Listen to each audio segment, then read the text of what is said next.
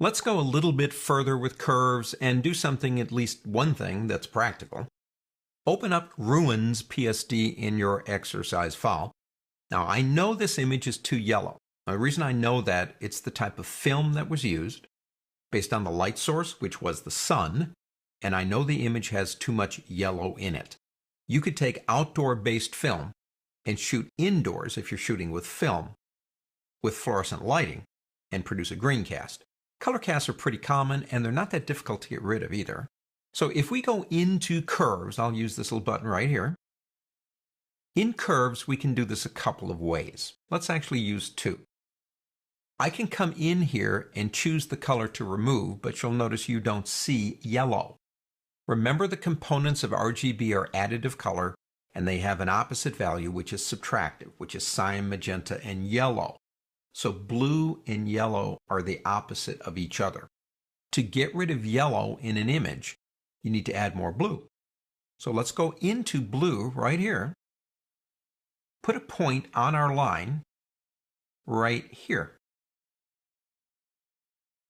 If I move it down, I'm adding more yellow. If I move it up, I'm adding more blue. And in doing so, I begin to fix this image. Now, it can cause other problems. When you're working with blue on an image in a restorative way, chances are it's probably going to impact the other channels. The one it would probably impact the most to change would be red. So let's actually go into red.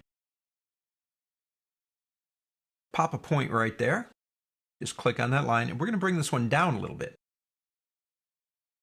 Now, if we turn that on and off, we've actually done a pretty good job of removing the yellow, working with the color channels. Remember, RGB, cyan, magenta, yellow, the opposite colors, the opposite values. Let's go ahead and reset. What if you're really not that sure exactly what you're supposed to do here? You're not sure about the color, and you still want to fix the image, and you want to use curves or levels. Incidentally, these eyedroppers, which we're going to talk about next, are in levels, and they would function the same way. What you want to do is see if you can find something that's a neutral, that would not have any color, shade of gray. Could be dark, could be light, it doesn't matter. But in the original, it wouldn't have had any color to it. So let's try this. Come over and pick up the middle gray eyedropper. That's the only one we're going to need. Come over and look for an area, and I guarantee there's a lot of neutral in this image. But I'm going to go way up here into this very dark area because I know that's got to be neutral and there's no sun or anything else hitting it. And with one click of a button,